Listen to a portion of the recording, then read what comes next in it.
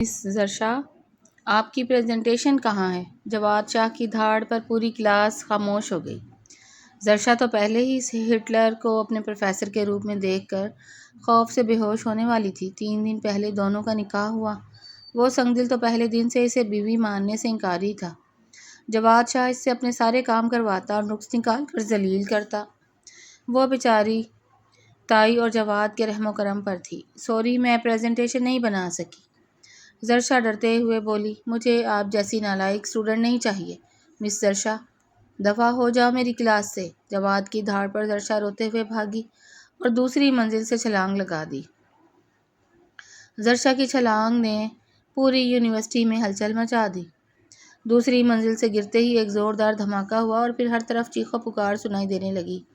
جواد شاہ، جو ابھی تک کلاس میں غصے سے ہانپ رہا تھا، باہر شور سن کر چونکا۔ اس کا دل کسی انجانے خوف سے تیزی سے دھڑکنے لگا۔ وہ فوراً کلاس سے باہر بھاگا۔ نیچے کوریڈور میں طلباء کا ہجوم ایک جگہ اکٹھا تھا۔ کوئی نیچے گرا ہے، دوسری منزل سے، کسی طالب علم نے چلا کر کہا۔ جواد نے ہجوم کو چیرتے ہوئے آگے بڑھنے کی کوشش کی۔ جیسے ہی اس کی نظر زمین پر بے سود پڑی زرشا پر پڑی، اس کے پیروں تلے سے زمین نکل گئی۔ زرشا کے سر سے خون بہہ رہا تھا اور وہ بالکل ساکت تھی۔ زرشا، جواد کے حلق سے ایک لرزتی ہوئی آواز نکلی۔ وہ سب کچھ بھول کر اس کی طرف لپکا اور اسے گود میں اٹھا لیا۔ نہیں نہیں، آنکھیں کھولو زرشا۔ یونیورسٹی کے دیگر پروفیسر اور طلباء بھی وہاں جمع ہو چکے تھے۔ جواد کی پریشانی اور وحشت دیکھ کر سب حیران تھے، کیونکہ کوئی نہیں جانتا تھا کہ ان دونوں کا نکاح ہو چکا ہے۔ شاہ صاحب، جلدی کریں، اسے ہسپتال لے جانا ہوگا۔ جواد کے دوست اور ساتھی پروفیسر دانیال نے آگے بڑھ کر اسے سنبھالا۔ ہسپتال کے ایمرجنسی وارڈ کے باہر جواد پاگلوں کی طرح چکر کاٹ رہا تھا۔ اس کے کپڑوں پر زرشا کے خون کے دھبے لگ چکے تھے۔ جواد کی والدہ بھی خبر ملتے ہی ہسپتال پہنچ چکی تھی اور رو رو کر برا حال کر چکی تھی۔ یہ سب تمہاری وجہ سے ہوا ہے جواد، تائی اماں نے روتے ہوئے جواد کے کندھے پر ہاتھ مارا۔ میں نے تم سے کہا تھا کہ وہ بچی ہے، اسے وقت دو۔ تم نے اسے اس حد تک مجبور کر دیا۔ اگر اسے کچھ ہو گیا تو میں خود کو کبھی معاف نہیں کروں گی۔ جواد بالکل خاموش کھڑا رہا۔ اس کا چہرہ بالکل سفید پڑ چکا تھا۔ اسے اپنے کہے ہوئے ایک ایک لفظ پر پچھتاوا ہو رہا تھا۔ دفع ہو جاؤ میری کلاس سے، وہ الفاظ اس کے کانوں میں ہتھوڑے کی طرح بج رہے تھے۔ اسی وقت زرشا کی سب سے قریبی دوست علیزے روتی ہوئی وہاں پہنچی۔ جواد کو دیکھ کر اس کا غصہ قابو سے باہر ہو گیا۔ آپ خوش ہیں اب سر جواد؟ علیزے نے چلاتے ہوئے کہا۔ آپ کو تو بس اپنی انا عزیز تھی نا، وہ 3 دن سے سوئی نہیں تھی۔ گھر کے کام اور اوپر سے آپ کی سختیاں، وہ آپ سے ڈرتی تھی اور آپ نے اسے سب کے سامنے ذلیل کر دیا۔ علیزے، تم تمیز سے بات کرو، جواد نے دھیمی اور تھکی ہوئی آواز میں کہا۔ تمیز؟ علیزے نے تنزن ہنستے ہوئے آنسو پونچھے۔ کاش آپ نے بھی تھوڑی تمیز دکھائی ہوتی۔ اگر میری دوست کو کچھ ہوا تو میں پولیس میں رپورٹ کروں گی کہ آپ نے اسے اکسایا ہے۔ تائی اماں نے بیچ میں آ کر علیزے کو تسلی دی۔ بیٹا بس کرو، دعا کرو وہ ٹھیک ہو جائے۔ کئی گھنٹوں کے طویل انتظار کے بعد ڈاکٹر آپریشن تھیٹر سے باہر آئے۔ جواد لپک کر ان کے پاس گیا۔ ڈاکٹر، وہ کیسی ہے؟ ڈاکٹر نے سنجیدگی سے ماسک اتارا۔ دیکھیں، گرنے کی وجہ سے سر پر گہری چوٹ آئی ہے اور دائیں ٹانگ میں فریکچر ہے۔ ہم نے خون بہنا تو روک دیا ہے لیکن وہ ابھی تک کوما میں ہے۔ اگلے 24 گھنٹے بہت اہم ہیں۔ یہ سن کر تائی اماں وہیں بینچ پر گر گئیں اور جواد کی آنکھوں کے سامنے اندھیرا چھانے لگا۔ وہ آہستہ آہستہ چلتا ہوا وارڈ کے شیشے والی کھڑکی کے پاس گیا جہاں زرشا مشینوں کے حصار میں لیٹی ہوئی تھی۔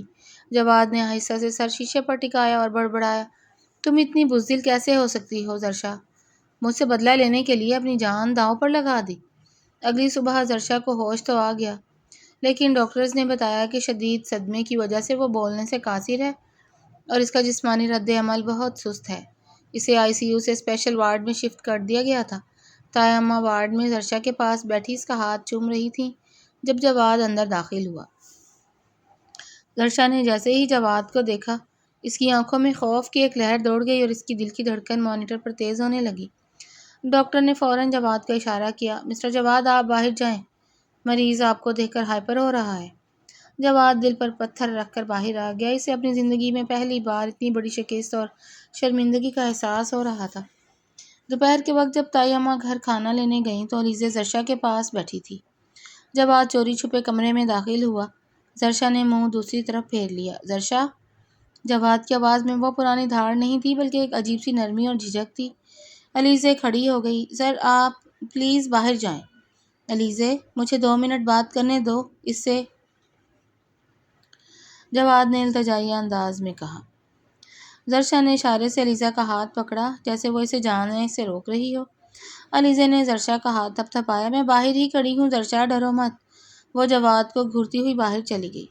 جواد آہستہ آہستہ چلتا ہوا بیڈ کے قریب آیا۔ اس نے زرشا کے چہرے پر لگی پٹیوں کو دیکھا۔ تم نے یہ کیا پاگل پن کیا؟ جواد نے غصے اور دکھ کے ملے جلے لہجے میں پوچھا۔ کیا میں اتنا برا تھا کہ تم نے اپنی جان دینے کی کوشش کی؟ زرشا نے اپنی نم آنکھوں سے جواد کو دیکھا۔ اس کے پاس بولنے کی طاقت نہیں تھی لیکن اس کی آنکھیں کہہ رہی تھی کہ ہاں، تم اتنے ہی برے ہو۔ اب یہ معصوم شکل مت بناؤ، جواد نے اس کی خاموشی سے زچ ہو کر کہا، حالانکہ اس کا دل اندر سے پگھل رہا تھا۔ تمہاری اس حرکت کی وجہ سے پوری یونیورسٹی میں میری بدنامی ہو رہی ہے۔ سب سمجھ رہے ہیں کہ میں کوئی جلاد پروفیسر ہوں۔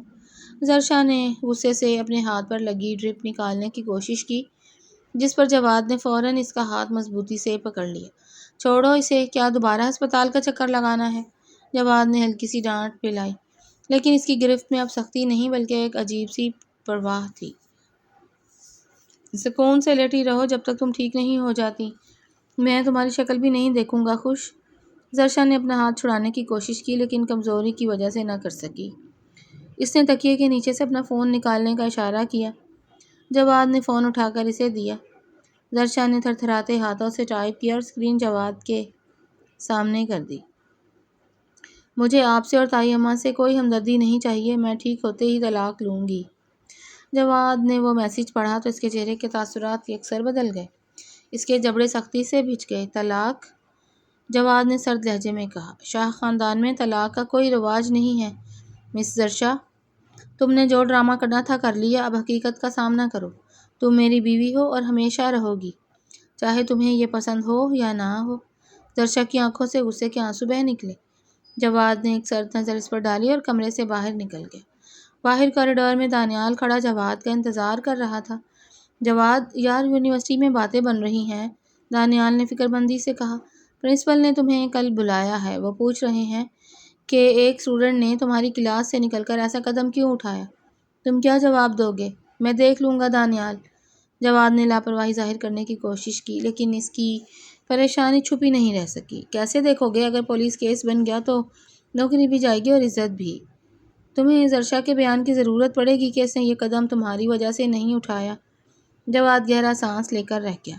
اسے اندازہ ہو رہا تھا کہ زرشا کی یہ خاموشی اور اس کا یہ قدم اسے کتنی بڑی مشکل میں ڈال چکا ہے۔ دوسری طرف زرشا وارڈ میں لیٹی اپنے اگلے قدم کے بارے میں سوچ رہی تھی۔ کھیل اب بدل چکا تھا اور اب وہ پرانی ڈرپوک زرشا نہیں رہنے والی تھی۔ جواد کے باہر جاتے ہی علیزہ جلدی سے وارڈ کے اندر آئی۔ زرشا کے چہرے پہ آنسو بہہ رہے تھے اور وہ غصے سے ہانپ رہی تھی۔ زرشا، یار یہ تم نے کیا کیا؟ علیزہ نے اس کے بیڈ کے قریب بیٹھتے ہوئے اس کا ہاتھ پکڑا۔ تم پاگل تو نہیں ہو گئی؟ تو اتنی اونچائی سے چھلانگ لگا دی؟ تمہیں اندازہ ہے میں کس قدر ڈر گئی تھی؟ زرشا نے ہچکیاں لیتے ہوئے اشارہ کیا کہ وہ بول نہیں پا رہی لیکن اس کی آنکھیں تڑپ رہی تھیں۔ اس نے دوبارہ موبائل اٹھایا اور کانپتے ہوئے ہاتھوں سے لکھا، میں تھک گئی تھی علیزہ، اس ہٹلر سے بھی اور اپنی قسمت سے بھی۔ میں نے سوچا سب ختم ہو جائے گا۔ پاگل لڑکی، سب کچھ ختم کرنے کا یہ طریقہ ہے؟ علیزہ نے اسے جھٹکا۔ اب یہ طلاق والی بات، تم نے جواد شاہ کو نہیں دیکھا؟ وہ غصے سے پاگل ہو رہا تھا۔ تم جانتی ہو نا وہ کتنے ضدی ہیں۔ زرشا نے نفی میں سر ہلایا اور فون پر لکھا، مجھے اب ان کے غصے کی کوئی پرواہ نہیں ہے، میں اب ان کے ساتھ نہیں رہ سکتی۔ چلو جو ہونا تھا ہو گیا، اب تم پہلے ٹھیک ہو جاؤ، باقی باتیں بعد میں ہوں گی۔ علیزہ نے اس کے ماتھے پر ہاتھ رکھتے ہوئے اسے تسلی دی۔ دوسری طرف جواد ہسپتال سے سیدھا اپنے گھر پہنچا۔ گھر کا ماحول پہلے ہی تناؤ کا شکار تھا۔ طائی اماں جو ابھی ہسپتال سے آئی تھیں لاؤنج میں صوفے پر بیٹھی تسبیح پڑھ رہی تھیں۔ جواد کو دیکھتے ہی ان کا چہرہ سخت ہو گیا۔ آ گئے تم؟ طائی اماں کی آواز میں شدید ناراضگی تھی۔ جی امی، زرشا اب بہتر ہے، ڈاکٹرز کہہ رہے ہیں کہ کل تک ڈسچارج کر دیں گے، جواد نے صوفے پر بیٹھتے ہوئے کہا۔ بہتر ہے؟ وہ بچی بستر پر پڑی ہے اور تم کہہ رہے ہو بہتر ہے؟ طائی اماں نے تسبیح بھیس پر رکھی۔ جواد، میں نے تمہیں ہمیشہ سمجھایا ہے کہ رشتوں کو نرمی سے نبھاتے ہیں، ہٹلر بن کر نہیں۔ وہ تمہاری بیوی ہے، کوئی مجرم نہیں جس پر تم ہر وقت دھاڑتے ہی رہتے ہو۔ امی وہ میری اسٹوڈنٹ بھی ہے۔ جواد نے اپنی صفائی پیش کرنے کی کوشش کی۔ کلاس میں اس کا رویہ ہمیشہ لاپرواہ رہتا ہے، وہ پڑھائی پر دھیان ہی نہیں دیتی۔ اگر میں نے اسے ڈانٹ دیا تو اس کا مطلب یہ تو نہیں کہ وہ دوسری منزل سے ہی کود جائے۔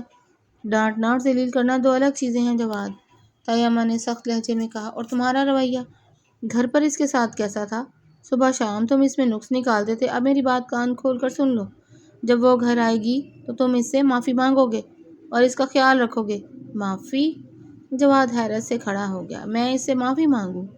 امی یہ کبھی نہیں ہو سکتا، میں نے کوئی گناہ نہیں کیا۔ تو پھر یاد رکھنا اگر اس نے طلاق کا مطالبہ کیا تو میں اس کا ساتھ دوں گی، تمہارا نہیں۔ طیمہ نے دو ٹوک فیصلہ سنایا اور اپنے کمرے کی طرف بڑھ گئی۔ جواد غصے سے اپنے بال نوچنے لگا۔ اسے سمجھ نہیں آ رہا تھا کہ حالات اتنی جلدی اس کے خلاف کیسے ہو گئے۔ اگلے دن جواد یونیورسٹی پہنچا۔ جیسے ہی وہ کوریڈور سے گزرا، طلباء کی چمنگوئیاں اور سرگوشیاں شروع ہو گئیں۔ وہ سیدھا پرنسپل کے آفس کی طرف گیا۔ آئیے شاہ صاحب بیٹھیے، پرنسپل نے سنجیدہ شکل بناتے ہوئے کہا۔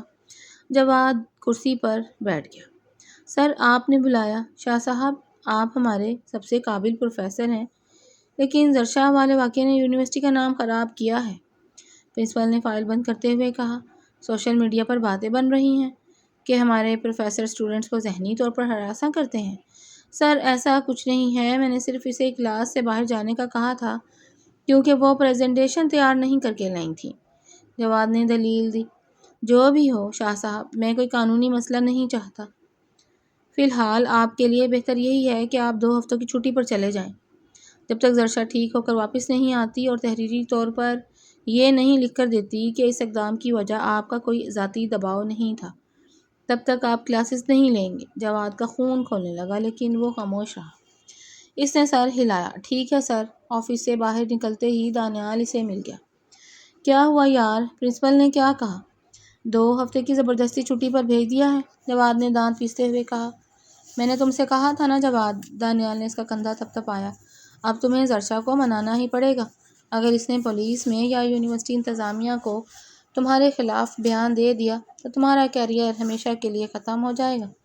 میں کسی کے آگے نہیں جھکتا دانیال، خاص طور پر اس نالائق لڑکی کے آگے تو بالکل نہیں، جواد نے غصے سے کہا اور وہاں سے چلا گیا۔ 2 دن بعد زرشا کو ہسپتال سے ڈسچارج کر دیا گیا۔ اس کی ٹانگ پر پلاسٹر چڑھا ہوا تھا اور وہ ویل چیئر پر تھی۔ طیمہ اور جواد اسے لے کر گھر پہنچے۔ طیمہ نے جواد کو اشارہ کیا۔ جواد، زرشا کو ویل چیئر سے اٹھا کر اندر کمرے میں بیڈ پر منتقل کرو۔ زرشا، جس کی آواز اب تھوڑی بہت بحال ہو چکی تھی، فوراً بولی۔ نہیں، میں خود چلی جاؤں گی۔ اس کی آواز دھیمی تھی لیکن اس میں بیزاری صاف ظاہر تھی۔ ہاں، بڑا شوق ہے خود چلنے کا، تماشا بنانا ہے تو بناؤ، جواد نے طنزیہ انداز میں کہا۔ جواد زبان کو لگام دو، طیمہ نے اسے گھورا۔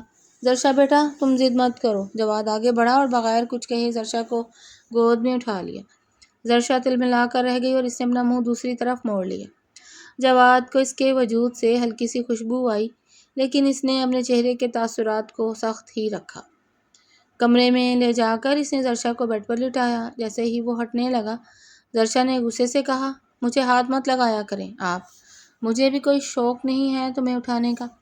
جواد نے اپنے کپڑے جھاڑتے ہوئے کہا، اپنا یہ وزن کم کرو، گاڑی کے ٹائر کی طرح بھاری ہو گئی ہو۔ میں جیسی بھی ہوں، آپ سے تو نہیں کہا نا مجھے اٹھانے کو، زرشا نے تکیہ درست کرتے ہوئے چڑھ کر کہا۔ آپ کی وجہ سے میری یہ حالت ہوئی ہے۔ اوہ واقعی، چھلانگ میں نے لگوائی تھی۔